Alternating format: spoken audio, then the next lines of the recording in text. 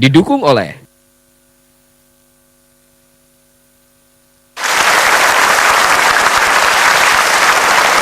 saat ini sudah ada Agustinus Wibowo di depan saya. Ya, ini pakaian apa ini? Ini pakaian selama saya berada di Afghanistan karena lokasinya ya mungkin lebih baik untuk melebur dengan lingkungan lokal. Jadi biasanya saya juga memakai pakaian seperti ini. Oh, coba boleh berdiri supaya kita bisa tahu. Ini namanya Namanya apa? kamis. Kamis. Ya, ini namanya shalwar ya. Kamis sama Shalwar. Jadi ini pakaian ini digunakan di Pakistan dan di Afghanistan. Kemudian ini adalah shawlnya. Ya, untuk melindungi dari debu karena memang negeri itu penuh debu ya. Debu. Jadi biasa gitu. Topi. Ini topi dari Turkmenistan namanya Tahiyah. Oke, terima kasih. Terima kasih. Agus.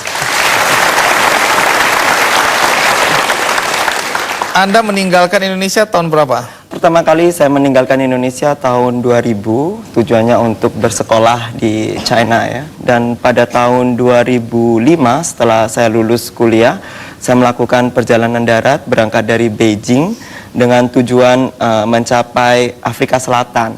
Tetapi nyangkutnya di Afghanistan. Jadi 3 tahun saya tinggal di Afghanistan. Ini negara-negara yang saya catat ya, semua pakai stan ini. Pertama Afghanistan, Pakistan, Tajikistan, Kirgistan, Kazakhstan, Uzbekistan, Turkmenistan, masih ada Hindustan. Jadi Anda ini sebenarnya setan ya. Afghanistan, ini kan daerah yang berbahaya ya. Tapi sebelum Anda jelaskan mengapa Anda ada di sana, kemudian apa yang Anda lakukan, ada baiknya kita ikuti kisah tentang Agustinus berikut ini.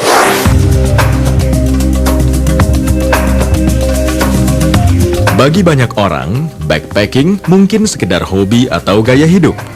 Namun bagi Agustinus Wibowo, nafas sekaligus kehidupannya adalah backpacking. Sudah 9 tahun, Agustinus menjalani hidup sebagai backpacker. Uniknya, ia bukannya berwisata, tetapi bertandang ke negara-negara yang banyak dihindari orang karena ketidakamanannya, seperti Pakistan dan Afghanistan, justru menjadi tantangan yang dicarinya. Berbagai pengalaman langka telah ia alami dalam petualangannya. Mulai dari tidak mandi selama 2 bulan, hingga ditangkap pasukan militer karena talenta multibahasanya yang ia kuasai. Kejadian-kejadian itu justru semakin memotivasi Agustinus untuk terus menjelajah tanpa dibatasi oleh waktu. Seperti pepatah sederhana yang selalu ia genggam, hidup adalah perjalanan.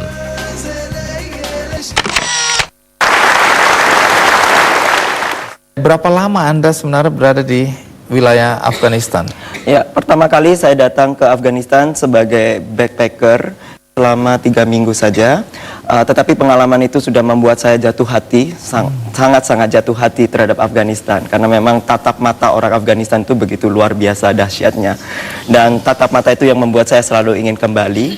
Sehingga pada tahun 2006, saya berbekal buku panduan perjalanan tahun 70. Saya keliling Afghanistan dengan menumpang truk keliling negara itu selama 4 bulan. Lalu kemudian saya kembali lagi tahun 2007 sebagai jurnalis di Afghanistan. Selama Anda dalam perjalanan itu kan bahasanya beda-beda tuh. Anda sendiri menguasai bahasa daerah-daerah lokal di sana? Ketika saya datang ke satu negara, sebelumnya saya mempersiapkan untuk mempelajari bahasa dari negara tersebut. Misalnya sebelum saya masuk ke Afghanistan, saya beli buku Teach Yourself, buku belajar sendiri bahasa Farsi yang saya baca selama 2 minggu atau 3 minggu, lalu saya praktikkan di Afghanistan. Dan itu sangat membantu untuk mendekatkan saya dengan penduduk di sana. Jadi berapa bahasa yang Anda kuasai? Untuk jumlah saya nggak pernah terlalu menghitung ya, tetapi saya pernah bisa bahasa Farsi tadi ya? Farsi ya, Farsi dengan 3 variasinya, Farsinya Iran, Farsinya Afgan, dan Farsinya Tajikistan. Kemudian bahasa Rusia, Urdu, bahasa Mandarin, kemudian bahasa Turki, Uzbek, Mongol. Mongol juga bisa? Sikit-sikit ya. Job omprah. Bahasa Mongol itu bahasa yang paling susah yang pernah saya pelajari karena kalau ngomong itu hanya konsonannya saja. Jadi vokalnya. Contoh. Ya. Tapi saya pernah di Uzbekistan sama ini, bingung. Saya jawab, mboh karepmu.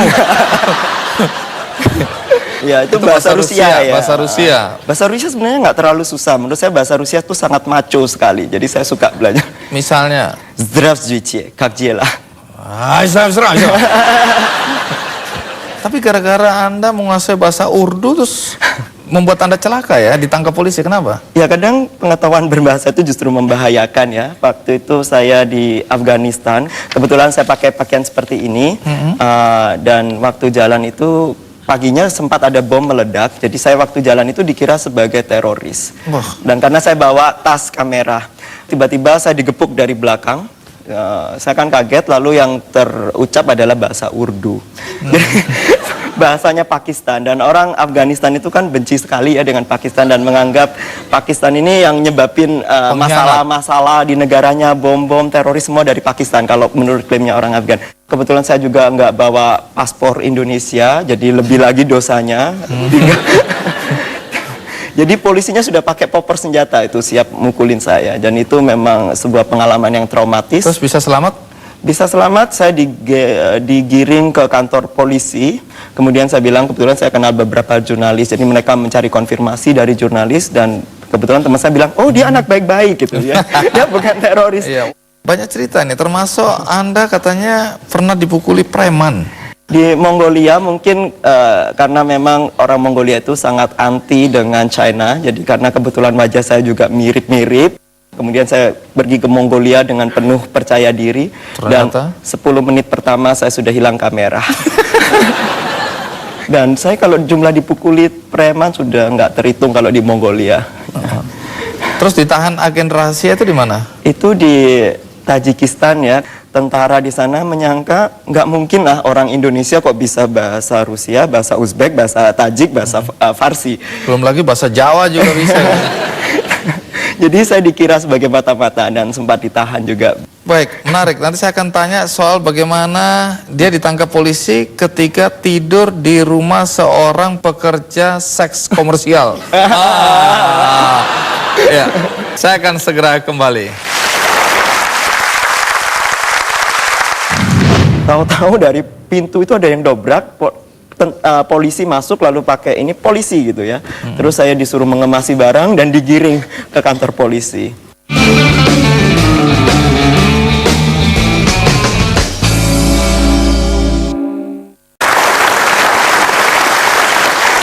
Kalau baca buku Anda, Selimut Debu, itu juga ada cerita bagaimana di daerah Asia Tengah itu sering terjadi pelecehan seksual, tapi lebih sering terjadi pada anak laki-laki daripada anak perempuan. Kenapa? Kenapa bisa begitu? Ya, itu adalah sebuah kultur di mana di Afghanistan itu disebut sebagai baca bazi. Dalam bahasa Afgan itu baca itu artinya bocah ya, boy. Sedangkan bazi itu artinya bermain, play. Jadi kalau digabungan jadi ya playboy. Tapi itu playboy versi Afgan ya, bukan kalau dalam artian kita mungkin berbeda. Buat mereka playboy itu artinya play the boys. Pengalaman yang paling menyeramkan waktu itu saya hampir diperkosa di sensor. Hampir belum. Hampir. Oleh laki-laki. Oleh laki-laki di bagian utara di Afghanistan, yaitu waktu itu saya diundang menginap, terus dia bilang, oh dia suka banget sama saya. Ya saya anggap itu sebuah keramah tamahan kan. Waktu itu ya malam-malam ya sesuatu yang menyeramkan gitu. Saya Sensor. cerita lengkapnya mungkin di buku aja ya. Artinya lebih berbahaya buat anak laki-laki di sana ya? Ya mungkin karena ini adalah garis batas gender yang lebih kuat ya di Afghanistan antara laki-laki dengan perempuan. Dimana kalau dengan perempuan itu kita menatap mata pun nggak boleh, bercakap-cakap nggak boleh, dan perempuan di Afghanistan biasanya tertutup sekali ya dengan burka yang matanya pun tertutup, dan mereka tidak keluar rumah. Jadi hubungan antar gender itu sangat terbatas. Yang kedua adalah untuk menikah di Afghanistan itu sangat susah sekali. Harga perempuan itu sangat mahal. Ini juga Semahal satu. apa? Untuk menikah mungkin dibutuhkan di atas $10.000 lah kalau dikurskan ya. Kalau di daerah pegunungan, yang di pegunungan Pamir, saya sempat nanya harganya itu adalah satu perempuan harganya 100 ekor domba. Kenapa sampai Anda nggak mandi 2 bulan? Ya itu waktu saya mendaki ke pegunungan Pamir di utara Afghanistan. Itu pada ketinggian 4.500 meter di permukaan laut. Di musim panas pun juga turun salju. Jadi bisa Anda bayangkan itu dinginnya kayak apa. Itu musim panas juga suhunya minus di sana. Dan kalau kita mau mandi itu mereka harus mengumpulkan tahi yak, dikumpulin untuk jadi biogas ya. Jadi kalau saya mau mandi di situ namanya ngerepotin orang, karena saya sendiri nggak mau ngumpulin kotoran itu gitu. Dan airnya memang sangat dingin, jadi harus dipanaskan dulu. Pada suhu seperti itu kita sudah nggak kepikiran mau mandi ya. Iya. Oke, bisa diterima kan ya. Anda juga menceritakan bahwa antara Afghanistan dan Tajikistan itu dibelah oleh sebuah sungai yang lebarnya 20 meter. Ya. Tapi perbedaan antara satu sisi dan sisi lain itu seakan-akan 100 tahun. Ya. Jadi di sisi utara itu kan dulunya jajahan Uni Soviet. Jadi mereka sudah punya infrastruktur, mereka sudah punya jalan raya, mereka punya listrik, punya pendidikan, punya sekolah, punya rumah sakit, semua ada. Sedangkan di sisi Afghanistan ini kita seperti hidup dalam dimensi zaman yang berbeda. Jadi di sini jalannya itu masih jalan gunung dan kendaraan utamanya masih naik keledai. Jadi jarak yang sama. Kalau di sisi Tajikistan itu ditempuh dalam 2-3 jam, di sisi Afghanistan ditempuh dalam 2-3 hari dengan keledai. Padahal hanya dipisahkan Jalannya oleh sungai. jalannya sejajar, persis. Di sini jalannya mulus, Ya. di sini jalan kecil berliku-liku. Naik gunung, turun gunung, naik tebing, naik di tepi keledai. jurang. Iya, Di sini naik apa? Mobil, truk gitu. Jadi orang Afgan setiap hari dia melihat truk ya berlalu lalang di sana, mobil lalu lalang, melihat tiang-tiang listrik, tanpa sebenarnya mereka juga tahu gimana rasanya duduk di dalam mobil itu. Mereka tahu itu kayak apa kendaraan yang bikin jalannya cepat gitu, tapi dia tidak tahu rasanya duduk itu seperti apa. Nggak bisa nyebrang sungai gitu. Itu sudah luar negeri, jadi sungainya juga sangat deras, jadi untuk menyeberang itu hanya dimungkinkan di musim dingin, tetapi karena itu perbatasan yang sangat ketat ya, jarang sekali orang bisa menyeberang. Sebelum kita lanjutkan, kita ikuti dulu kisah tentang Agustinus. Ini dia. Dari anak rumahan menjadi seorang penjelajah, itulah Agustinus Wibowo. Saat kecil, Agustinus adalah seorang anak kutu buku yang lebih sering menghabiskan hidupnya di dalam rumah. Bahkan, untuk bepergian keluar rumah pun, ia takut dengan panas matahari. Kendati demikian, diam-diam ia menyimpan impian untuk melakukan perjalanan. Ketika guru menanyakan cita-citanya, ia selalu menjawab ingin menjadi turis. Kehidupannya pun berubah semenjak ia kuliah di Beijing.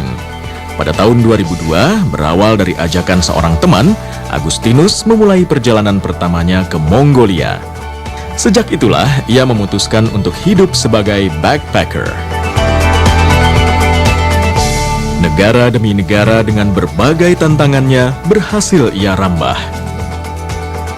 Walaupun pada awalnya keluarga sempat khawatir dan tidak setuju dengan apa yang ia lakukan, namun sekarang karena sepak terjangnya dalam menjelajah, justru kini ia dibanggakan. Dan Agustinus pun telah berhasil menggapai cita-citanya semasa kecil, yakni menjadi seorang turis.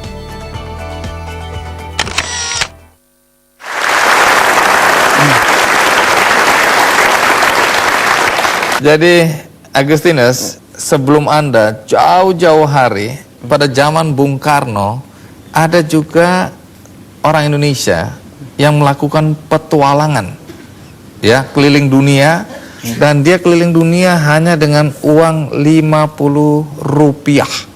Orang tersebut namanya Pak Suyono Jono, itu dituliskan dalam sebuah buku berjudul RP50 Keliling Dunia. Kisahnya bisa dilihat berikut ini.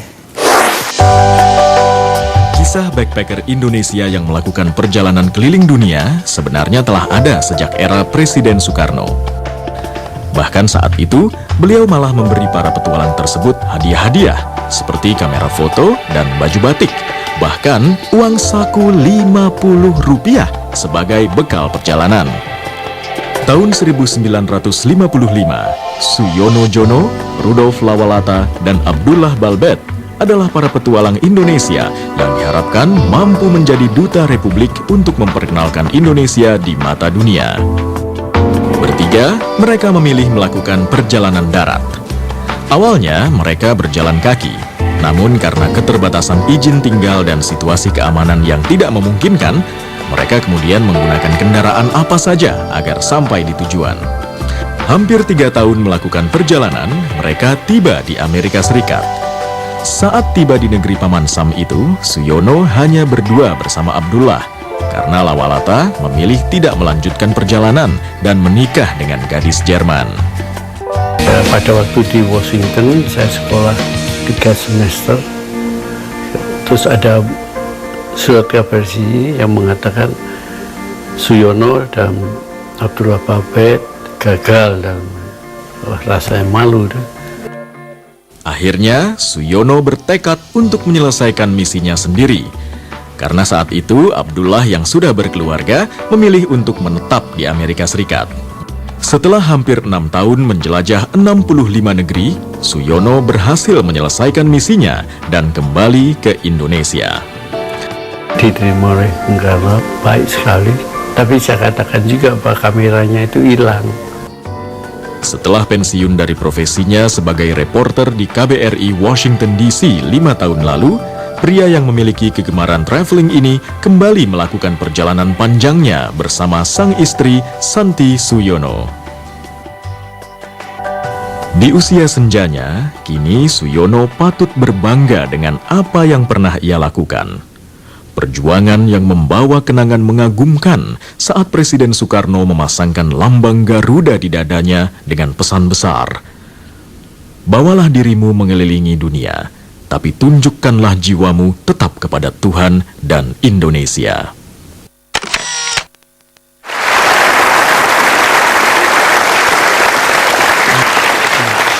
Pak Suyono tidak bisa hadir pada kesempatan ini karena beliau tinggal di Washington, Amerika. Baik, kembali ke Agustinus.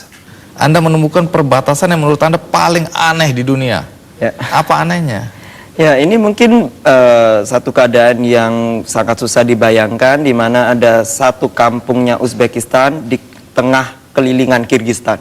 Dan di dalam Uzbekistan sendiri ada kampung-kampung Kirgistan, dan di dalam Kirgistan ada kampung Tajikistan. Jadi ruwet sekali perbatasan di sana.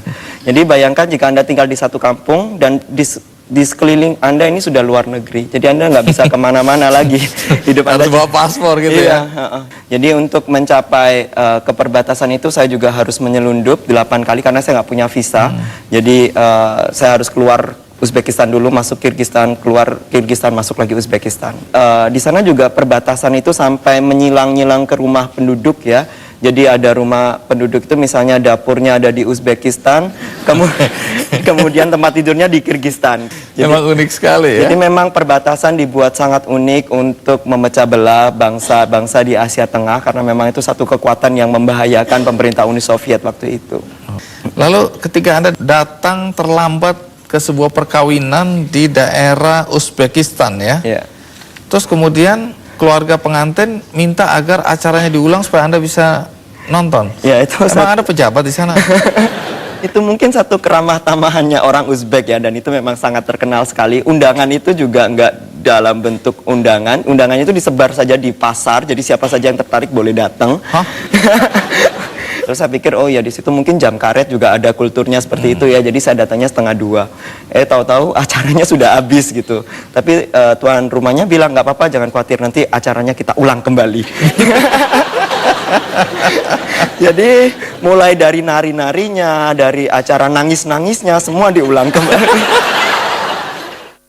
Ketika Anda harus naik kuda, daerah berbahaya di Pamir. Ya, di Pamir ini adalah di daerah paling ujung di Afghanistan, boleh dibilang daerah paling terpencil di Afghanistan. Ini adalah pengalaman pertama kali saya numpang kuda dan langsung latihannya di medan seperti ini. Dan ini adalah sebuah proses di mana saya mengalahkan ketakutan itu. Karena butuh nyali yang luar biasa ya. Dan 5 hari di jalan seperti ini, lebarnya hanya 30 cm saja. Bagian belakang saya sampai berdarah semua karena memang tempat Pegel. ya nggak enak sama sekali. Pelana, nggak pakai pelana. Nggak pakai pelana, kebetulan. Informasi tentang Anda ditangkap polisi karena menginap di rumah seorang pekerja seks komersial. Ini nginep atau pulang kepagian? Jadi apa yang terjadi nih? Sebenarnya saya pernah dengar ya, katanya orang Uzbek itu adalah orang yang paling ramah di dunia. Semua pintu akan terbuka bagi tamu. Jadi saya dengan kepercayaan seperti itu, waktu saya menumpang alat transportasi umum, jadi penumpang di sebelah itu menawari saya untuk ikut ke rumahnya. Dan malamnya saya diajak menginap di sebuah apartemen remang-remang. Dan dia bilang ini adalah rumah istrinya begitu. Jadi ya saya ya percayalah, saya nginep aja. Saya di situ disuguhin makanan, saya sudah siap makan. Tahu-tahu dari pintu itu ada yang dobrak. Polisi masuk lalu pakai ini polisi gitu ya. Terus saya disuruh mengemasi barang dan digiring ke kantor polisi. Kemudian setelah interogasi yang cukup lama, dan untungnya saya punya surat sakti dari KBRI. Kan sekarang Anda tinggal di mana? Saya tinggal di Beijing karena perjalanan saya ini semua murni adalah dari biaya sendiri. Jadi prinsipnya saya jalan dulu, lalu kalau uangnya habis kerja dulu sebentar, lalu melanjutkan perjalanan lagi. Dulu cita-citanya berangkat dari Beijing sampai Afrika Selatan ya, untuk dengan jalan darat tanpa naik pesawat sama sekali, tetapi nyangkut di Afghanistan. Tapi keinginan untuk sampai ke Afrika masih ada? Tentu masih ada, karena dunia itu begitu luas ya, dan menurut saya perjalanan itu adalah proses pembelajaran, dan banyak sekali yang bisa kita pelajari dari dunia. Baik, terima kasih Agustinus ya. Terima kasih. Kisah-kisah Agustinus tadi ada di buku ini, dan ada 100 buku yang akan saya bagikan bagi Anda yang di bangkunya ada pita merah.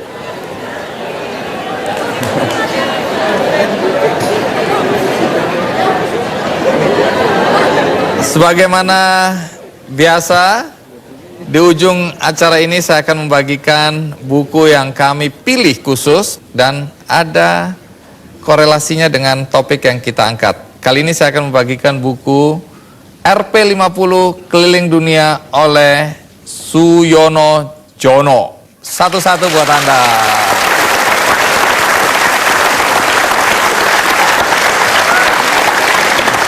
Bagi Anda di rumah, jangan khawatir, Anda juga bisa mendapatkan buku gratis ini melalui website kickandi.com. Semoga acara ini bermanfaat bagi kita semua. Sampai jumpa.